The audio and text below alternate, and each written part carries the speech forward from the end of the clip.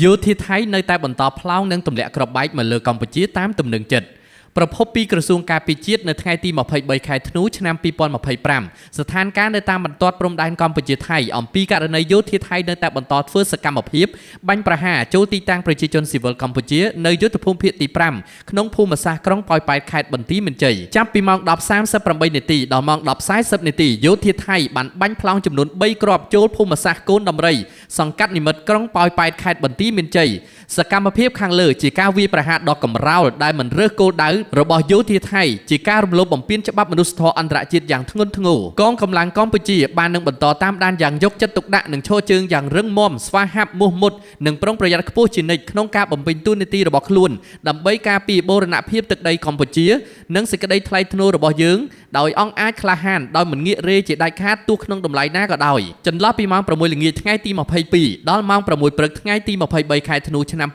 2025ទាហានថៃបានប្រើប្រាស់កាំភ្លើងធំនិងយន្តហោះទម្លាក់គ្រាប់បែកចូលក្នុងភូមិសាស្ត្រខេត្តព្រះវិហារបណ្ដាលឲ្យខូចខាតផ្ទះសម្បែងប្រជាពលរដ្ឋស៊ីវិលចំនួន7ខ្នង1ភូមិស្រែអែមខាងជើងចំនួន3ខ្នង2ភូមិច្បក់សែនជ័យចំនួន3ខ្នង3ភូមិសែនជ័យចំនួន1ខ្នងសកម្មភាពខាងលើជាការវាយប្រហារដ៏កម្រោលដោយមិនរើសគោលដៅរបស់យោធាថៃជាការរំលោភបំពានច្បាប់មនុស្សធម៌អន្តរជាតិយ៉ាងធ្ងន់ធ្ងរថ្ងៃទី23ខែធ្នូឆ្នាំ2025ដែលជាថ្ងៃទី17ហើយភាគីថៃនៅតែបន្តរំលោភបំពានលើបទឈប់បាញ់និងសេចក្តីថ្លែងការណ៍រួមស្តីពីកិច្ចព្រមព្រៀងសន្តិភាពរវាងកម្ពុជានិងថៃដែលភាគីកម្ពុជានិងថៃបានចុះហត្ថលេខាកាលពីថ្ងៃទី26ខែតុលាឆ្នាំ2025ស្ថានភាពនៃអំពើគំរាមកំហែងនិងការឈ្លានពានរបស់ភាគីថៃមកលើតំបន់មួយចំនួនក្នុងដែនអធិបតេយ្យភាពរបស់កម្ពុជា1ស្ថានភាពជួរមុខនៅសមរភូមិយុទ្ធភូមិភាគទី4ក្នុងភូមិសាស្ត្រខេត្តឧត្តរមានជ័យនិងខេត្តព្រះវិហារភាគីថៃនៅតែបន្តបាញ់ប្រហារដើម្បីឈ្លានពានមកលើដែនអធិបតេយ្យរបស់កម្ពុជាគិតចាប់ពីម៉ោង 12:00 នាទីរំលងអធ្រាត្ររហូតដល់ម៉ោង 8:00 នាទីព្រឹកថ្ងៃទី23ខែធ្នូឆ្នាំ2025ចាប់ពីម៉ោង 12:00 នាទីរំលងអធ្រាត្ររហូតដល់ម៉ោង 5:39 នាទីទៀបភ្លឺយោធាថៃបានបាញ់កាំភ្លើងធំរត់ក្រោះចូលភូមិសាស្ត្រប្រាសាទតាមាន់ចាប់ពីម៉ោង 4:00 នាទីទៀបភ្លឺយោធាថៃបានបាញ់កាំភ្លើងធំពីចម្ងាយចូលភូមិសាស្ត្រប្រាសាទព្រះវិហារនិងតាថាវរហូតដល់ពេលនេះនៅបន្តបាញ់នៅឡើយម៉ោង 5:30 នាទីយោធាថៃបានបាញ់កាំភ្លើងធំរត់ក្រោះចូលភូមិសាស្ត្រប្រាសាទតាមាន់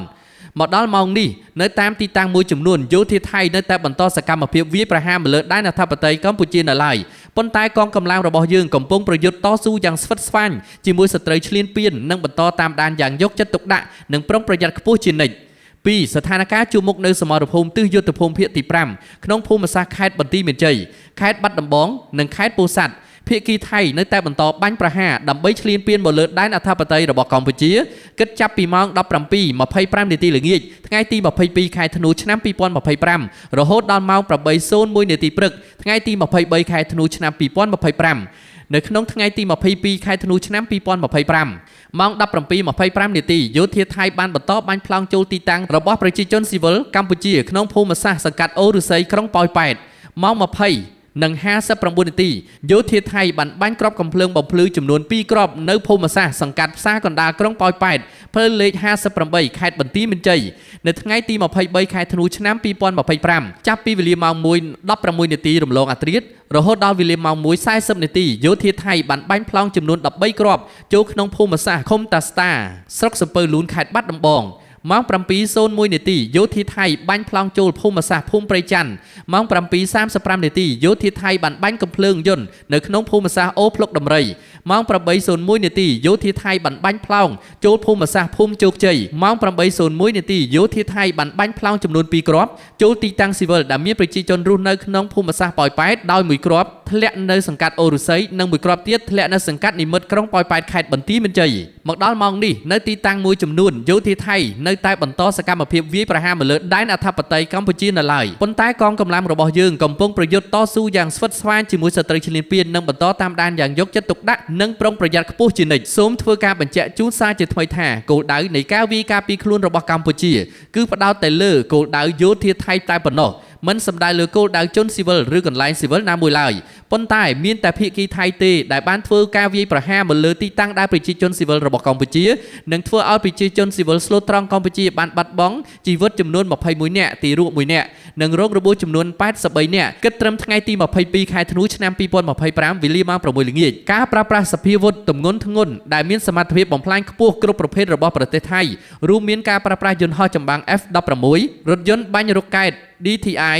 2 ដ្រូនទម្លាក់គ្រាប់បែកគ្រាប់បែកចង្កោមផ្សែងពុលនិងការដាក់ពង្រាយទាហានដ៏ច្រើនលើសលប់ដើម្បីទន្ទ្រានយកទឹកដីកម្ពុជានិងការរំលោភយ៉ាងច្បាស់ក្រឡែតមិនអាចប្រកែកបានចំពោះធម្មនុញ្ញអង្គការសហប្រជាជាតិធម្មនុញ្ញអាស៊ាននិងគោលការណ៍ជាមូលដ្ឋាននៃច្បាប់អន្តរជាតិសកម្មភាពដែលគ្មានការទទួលខុសត្រូវនិងខុសច្បាប់បែបនេះបង្កគ្រោះថ្នាក់យ៉ាងធ្ងន់ធ្ងរបំផុតមិនត្រឹមតែសម្រាប់សន្តិភាពនិងស្ថិរភាពក្នុងតំបន់ប៉ុណ្ណោះទេប៉ុន្តែថែមទាំងមូលដ្ឋានគ្រឹះនៃសណ្ដាប់ធ្នាប់អន្តរជាតិផងដែរក្នុងន័យនេះកម្ពុជាសូមអំពាវនាវឲ្យសហគមន៍អន្តរជាតិថ្កោលទោសយ៉ាងម៉ឺងម៉ាត់ចំពោះការរំលោភបំពានសេចក្តីថ្លែងការណ៍រួមស្តីពីកិច្ចព្រមព្រៀងសន្តិភាពរវាងកម្ពុជាថៃនិងសកម្មភាពឧក្រិដ្ឋកម្មសង្គ្រាមខុសច្បាប់របស់ថៃម្ដងហើយម្ដងទៀតដោយទាមទារឲ្យថៃទទួលខុសត្រូវទាំងស្រុងចំពោះការរំលោភបំពានដ៏កម្រោលនេះ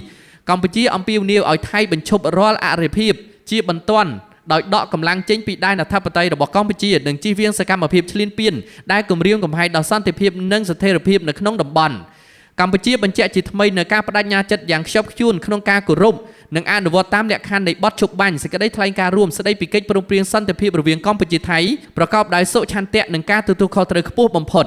កម្ពុជាប្រកាន់ខ្ជាប់នូវការដោះស្រាយជម្លោះដោយសន្តិវិធីស្របតាមច្បាប់អន្តរជាតិក៏ដូចជាសន្ធិសញ្ញាអនុសញ្ញានិងកិច្ចព្រមព្រៀងដែលមានស្រាប់សម្ដៅស្វែងរកដំណោះស្រាយមួយដែលយុត្តិធម៌ត្រឹមត្រូវយូរអង្វែងនិងស្របច្បាប់អន្តរជាតិកម្ពុជាសង្ឃឹមផងដែរថាភាគីថៃនឹងគោរពនៅសេចក្តីថ្លែងការណ៍រួមស្តីពីកិច្ចព្រមព្រៀងសន្តិភាពដែលភាគីកម្ពុជានិងថៃបានចុះហត្ថលេខាកាលពីថ្ងៃទី26ខែធ្នូឆ្នាំ2025ដោយកម្ពុជាដែរសូមគូសបញ្ជាក់ផងដែរថាគិតរហូតមកដល់ម៉ោងនេះវីរៈកងទ័ពនិងវីរៈនគរបាលកម្ពុជាបាននឹងកំពុងបន្តឈរជើងយ៉ាងរឹងមាំស្វាហាប់មោះមុតនិងនៅតែតស៊ូប្រយុទ្ធយ៉ាងស្វិតស្វាញតតាំងជាមួយសត្រូវឈ្លានពាននៅគ្រប់សមរភូមិទាំងអស់ក្នុងការបំពេញតួនាទីរបស់ខ្លួនដើម្បីការពារបូរណភាពទឹកដីរបស់កម្ពុជាយើងក៏បញ្ជាក់ឡើងវិញនៅសិទ្ធិស្វ័យការពារដែនអធិបតេយ្យរបស់យើងដោយដែលមានចែងនៅក្នុងច្បាប់អន្តរជាតិដើម្បីការពារបូរណភាពទឹកដីនិងប្រជាជនរបស់យើងទោះក្នុងតម្លៃណាក៏ដោយសូមប្រជាពលរដ្ឋទាំងអស់បន្តជឿជាក់និងលើកទឹកចិត្តដល់វីរៈកងទ័ពដ៏អង់អាចក្លាហានរបស់យើងដែលកំពុងប្រយុទ្ធតស៊ូយ៉ាងខ្លាំងក្លាក្នុងតំបន់សមរភូមិទាំងអស់រាជរដ្ឋាភិបាលកងទ័ពនិងប្រជាជនកម្ពុជារួបរวมគ្នាជាធ្លុងមួយក្នុងការការពារទឹកដីសេចក្តីថ្លៃថ្នូរនិងអធិបតេយ្យភាពរបស់យើងដោយអង់អាចក្លាហានដោយមិនងាករេដាច់ខាតទោះក្នុងតម្លៃណាក៏ដោយសម្រាប់ព័ត៌មានបន្ថែមស្តីពីស្ថានភាពជួរមុខក្រសួងការពារជាតិនឹងចេញសេចក្តីផ្សព្វផ្សាយក្នុងប្រព័ន្ធផ្សព្វផ្សាយផ្លូវការរបស់ក្រសួងការពារជាតិកម្ពុជា